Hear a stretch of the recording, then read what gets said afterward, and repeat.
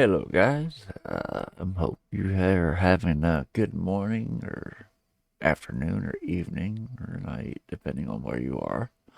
Um, Up first this morning for me, we've got Tim Minchin's If I Didn't Have You, the full version, or the full uncut version. This was requested by James Jittery. Um, I know his dark humor and wife humor was requested by Christy Z Aquarianated, but I've been told that that's part of this clip here. So, without further ado, let's move this over here and get this started. You'll notice that the copyright things are up, and we are transparent, of course.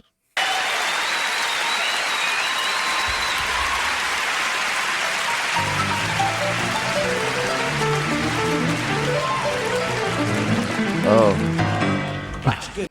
I was starting to worry. It's like, why is there no picture? But yeah, okay. Let me get back to that.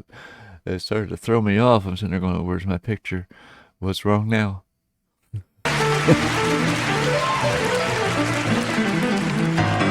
Right, good. So I'm married. Ages ago, I got quite a long time. I've been married for a while. I got married to my wife.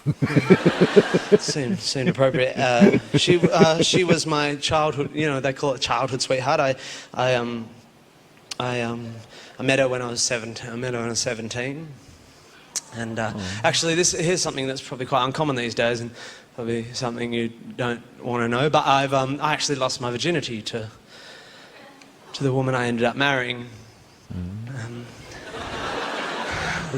It's not quite as sad as it sounds.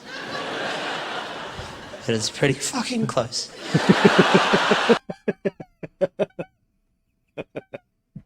I knew he was going somewhere with it. I didn't think he was going there. Oh, gotta love Tim. He's a good wake up in the mornings. Or any time of day, actually. I can't fail with Tim. I've found that out. Be it comedy or his music, you can't fail. But I love her. I love her very much, you know, and I've written a lot of songs about her. Come, I thought you left because of the God bashing. So, it's so hard to tell these days. You know, Pentecostal, small bladder. Oh, I don't know. You know. Oh, that is wrong. Actually, it's kind of right, but yeah, it is hard to tell anymore. Yeah, always gotta worry about offending somebody. But anyway, yeah. And I am going to be pausing. I am a reaction channel. The link to the original video is at the very top of the description. So if you want to watch that, it's right there.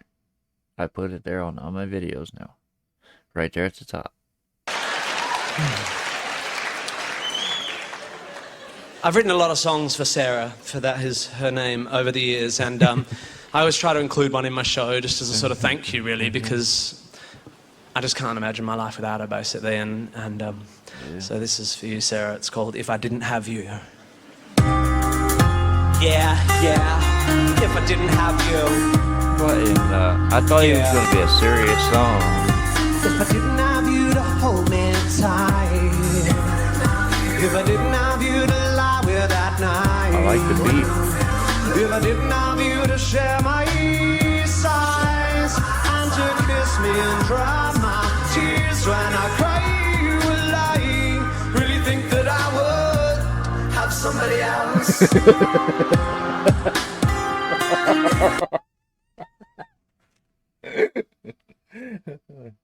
When you think about it, he's got a point. He's got a valid point.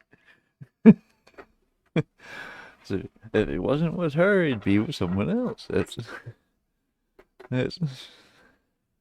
most likely. But yeah, he's got a really valid point there. That just threw me off a bit. Wasn't expecting it to go that route. If I didn't have you, someone else would do. Oh my goodness. Your love is one in a million. You couldn't buy it at any price. But of the 9,999,000 of the possible statistically, some of them would be equally nice. Or maybe not as nice, but say smarter than you. Or dumber, but better at sport. Or fucking tracing.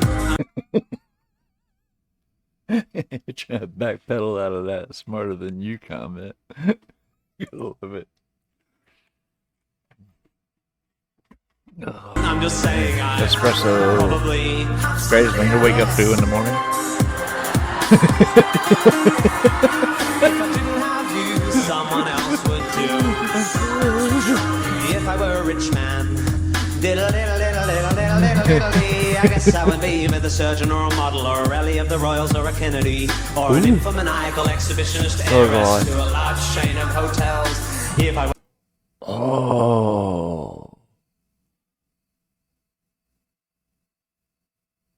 I caught even I caught that one. Okay, that was a crack on Paris Hilton. All the shit she used to get into. But these dance moves got me going. I mean, they fit with the music. The music is kicking. If I didn't have you, someone else would do. If I were a rich man, diddle diddle diddle diddle diddle diddle diddle, I guess I would be with a surgeon or a model or a rally of the Royals or a Kennedy or an infomaniacal exhibitionist heiress to a large chain of hotels. If I were a rich man, maybe I would fiddle diddle diddle with the rich man girls. I'm not saying that I fiddle with the rich man girls. Yeah. More money, more problems, right? Shit. I'd rather have more problems at this point. Yeah. But what can you do? I'd not love you if I was wealthy or handsome. But realistically, there's lots of fish in the sea. And if I had a different rod, I would conceivably land some. Right? Even though I'm fiscally consistently pitiable and considerably less Brad Pitt than Brad Pitiful. Am I really so poor and ugly that you think only you could possibly love me? And I probably have somebody else. If I didn't have you, someone else would do. I'm not undervaluing what we've got when I say that given the role chaos inevitably plays in the inherently flawed notion of fate, it's abstruse to deduce I found my soulmate at the age of 17. It's just mathematically unlikely that at a university in Perth I happen to stumble on the one girl on earth specifically designed for me. And if I may conjecture a further objection, love has nothing to do with destined perfection. The connection is strengthened. The affection simply grows over time. Ooh, hold up. Bring that back. I like that. I'm sitting here trying to adjust my headphones because it's coming through too loud to where it's kind of distorted. So I didn't realize they were all the way up. I must have hit them on the arm of the chair when I put them on. I'm getting ready to run some tape around that thing so the volume stays where it's supposed to be. Because I don't use the mic anyway. I use this mic. But yeah, I want to run that back. I like that. You, someone else would do. I'm not undervaluing what we've got when I say that given the role chaos inevitably plays in the inherently flawed notion of fate, it's abstruse to deduce I found my soulmate at the age of 17. It's just mathematically unlikely that at a university in Perth I happen to stumble on the one girl on earth specifically designed for me. And if I may conjecture a further objection, love has nothing to do with destined perfection. The connection is strengthened. The affection simply grows over time, like a flower or a mushroom or a guinea pig or a vine or a sponge or bigotry. Oh, bigotry? Is that what he said? Or did he say a bigger tree? Like a flower or a mushroom or a guinea pig or a vine or a sponge or bigotry. It could be either one. It could be bigotry or bigotry. Yeah. because with people who, yeah, decide to practice that as that, you'd think it'd be like any other habit. It get easier to do over time. That's, but like I said, you cause a lot more problems over time too. His facial Love expressions is made kill more me. powerful by the ongoing drama of shared experience and the synergy of a kind of symbiotic empathy or something. So I trust it goes without saying that I would feel really very sad if tomorrow you were to fall off something high or catch something bad. But I'm just saying, I don't think you're special. I mean, I think you're special, but you fall within a bell curve. I mean, I'm just saying, probably. I think you are unique and beautiful. You make me happy despite being around. But objectively, you would have to agree that, baby, when I found you, options were relatively thin on the ground. Oh, that's just that is just wrong. But he's got a point, right? I mean, how do you know for sure that your soulmate is anywhere where you are? I moved 253 miles away when I left my first wife. And this is where I ended up, and this is where I met my second wife. And like I said, like I've said before, we've been together for 22 years now. Been married for 21, not married for 21, but we've been together for 22. But yeah, it's he's just ate up. I like the way he says something and he tries to talk himself out of it, like he's having an actual argument or something. But I'm listening, and there's like three different voices going on with his. It's like he recorded the tracks multiple times, but in the background, there's like three different tone of voices when it comes in. I was trying to figure out why it was echoing, but it's not. It's just three different sounds. It was cool. You're lovely, but there must Let me run that back a little be a bit. curve.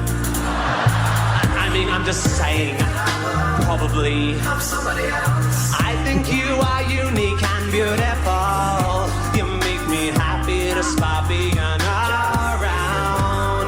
But objectively, you would have to agree that, baby, when I found you, options were relatively thin on the ground. You're lovely, but there must be girls as lovely as you and maybe more open to spanking or fucking table tennis. I'm just saying, probably. I mean, I reckon it's pretty likely that if, for example, my first girlfriend Jackie hadn't dumped me after I kissed Winston's ex-girlfriend Nia at Steph's party back in 1993, enough variables would probably have been altered by the absence of that event to have meant the advent of a tangential narrative in which we don't meet, which is to say there exists a theoretical, hypothetical, parallel life where what is not as it is, and I'm not your husband and you are not my wife, and I am a stuntman living in LA, married to a small blonde Portuguese skier who, when she's not training, does abstract painting, practices yoga and brews her own beer, and really likes making home movies and suffers neck down alopecia. That is just wrong. Neck down alopecia. For those that don't know, that is a condition that causes hair loss. I'm not sure what else it causes. That's the main thing that I know about it. Is what I'm saying. I'm not sure personally what else it causes, but that's the main thing I know about it, is it causes hair loss. So, but yeah, that's what got Chris Rock slapped at the award show. But anyway, he is ate up. I swear. I'm not not your husband and you are not my wife. And I am a stuntman living in LA, married to a small blonde Portuguese skier who, when she's not training, does abstract painting, practices yoga and brews her own beer, and really likes making home movies and suffers neck down alopecia.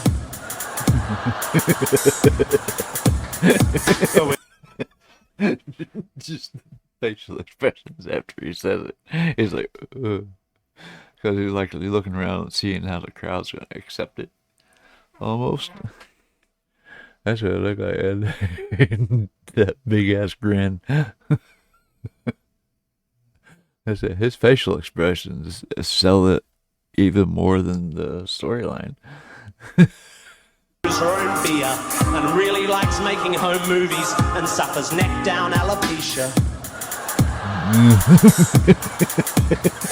But with all my heart and all my mind, I know one thing is true. I have just one life and just one love, and my love, that love is you. And if it wasn't for you, darling, you possibly somebody else. There he goes.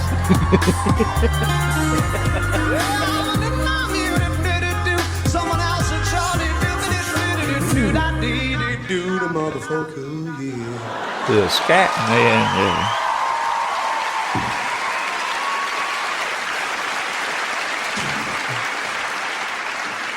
So I wrote that song because I thought after all the nastiness, I should write something that wouldn't offend anyone, you know. But there's always one, you know.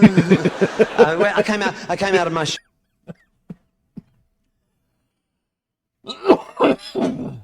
Excuse me.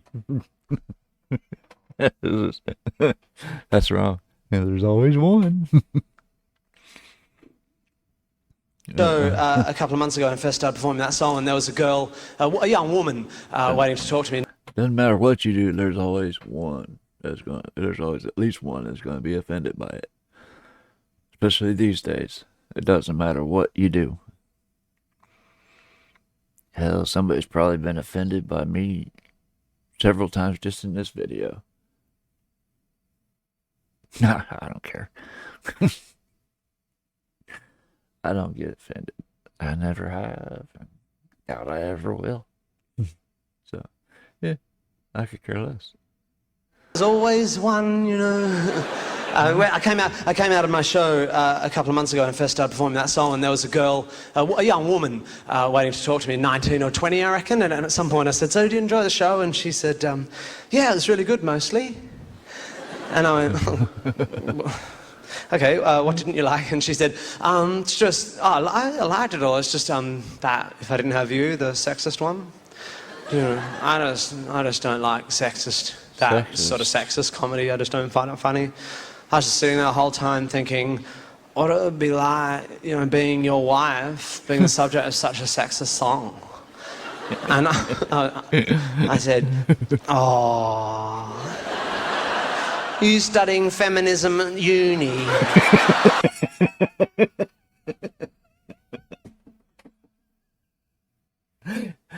If you knew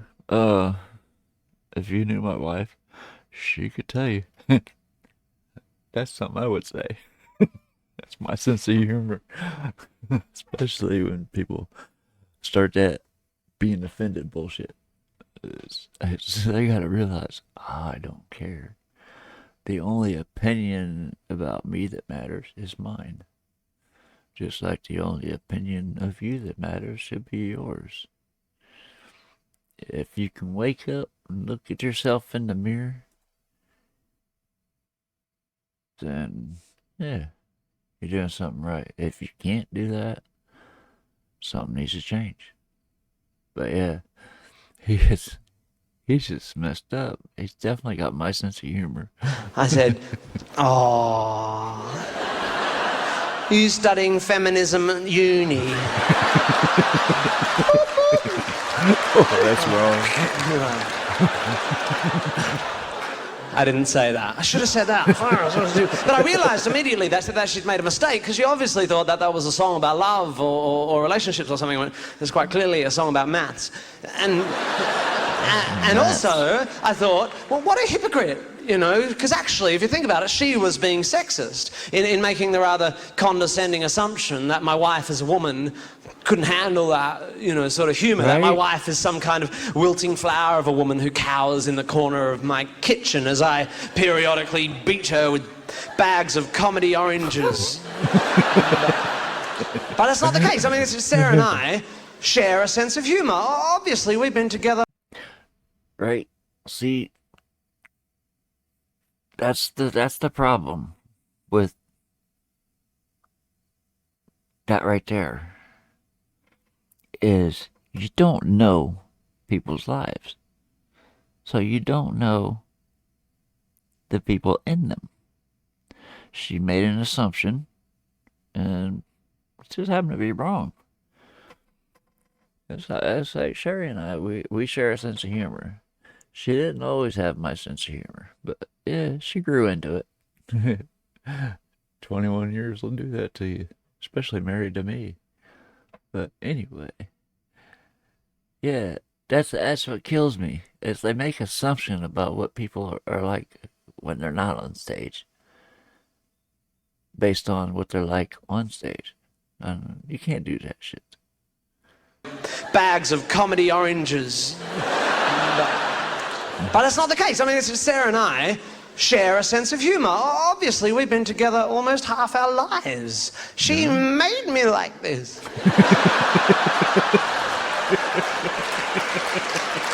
However, if anyone still thinks I'm sexist, I'll give you an example of Sarah's sense of humour, just to clear it up. A little bit of backstory for this one. A couple of years ago, Sarah and I went and did a baby, and it was good. You did a baby? Okay, that's one way to put it. You did a baby. Sarah and I went and did a baby, and it was good. You should definitely do one if you want. But I want to tell you something, because I didn't know this, right? When you first get your first baby, when they're little things, first couple of months, you spend your whole life scared shitless, because tiny babies, they sleep all the time, and when they sleep like this. They go. I don't think I slept more than an hour a night in the first 6 months. I used to sleep to where I had an alarm clock. I had one of those stereo digital alarm clocks hooked up to a couple of 15-inch subwoofers. Woke everybody in the 3-4 house up except me. But once my kid was born, the slightest sound, I was wide awake. And he's right. You spend the first. That's why it's so tiring, is because you spend all that time worrying. And it's crazy.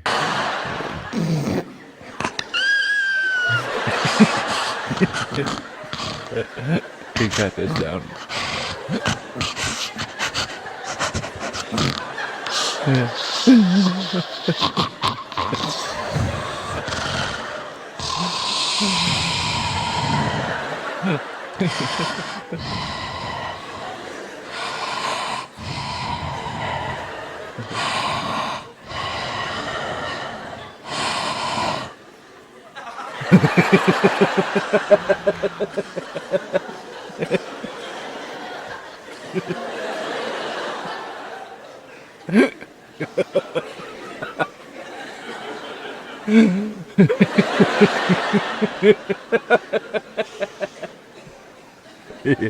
He's messed up.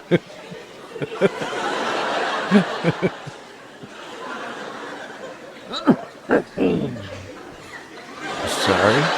Oh, excuse me.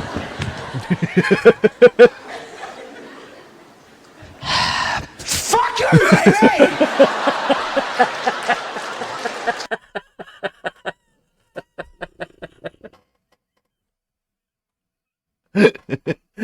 He is spot on with that one.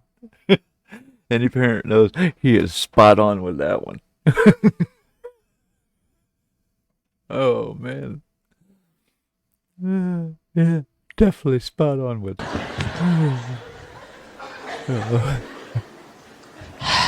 Fuck you, baby!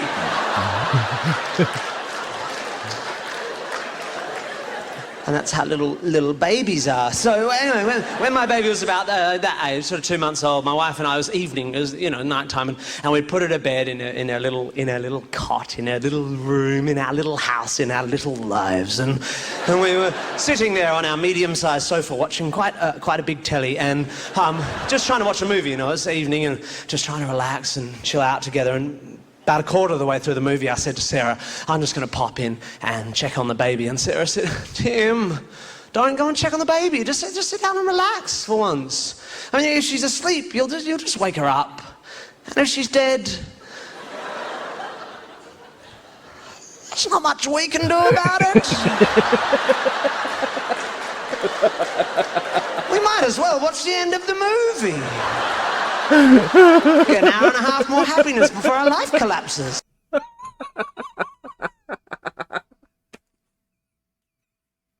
He's got a point. Well, she's got a point. Don't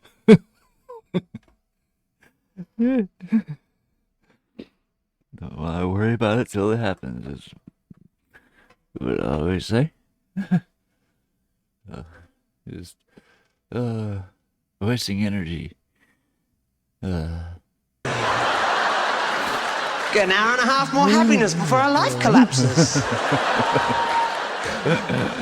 So don't worry about my sick fucking wife.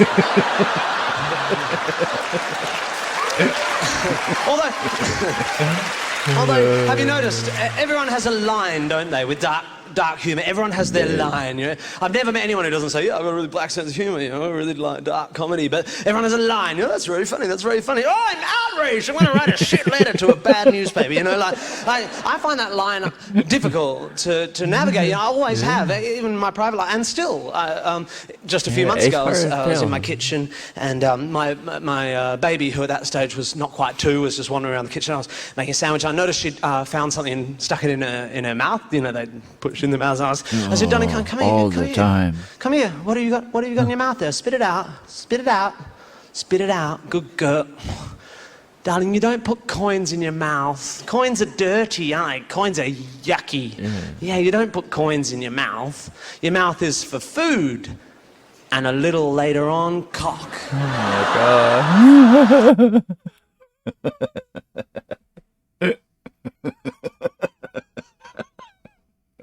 You really just went there. Oh man. Oh, this is almost over already? It doesn't seem like it's been that long. But we only got about 25 seconds to go. Let's just play out. See? Fucking knew that was funny, right? That's funny, right? Isn't it? Exactly, but my wife was in the kitchen. And my wife was like, Tim, for Christ's sake, you can't say that. She might like pussy.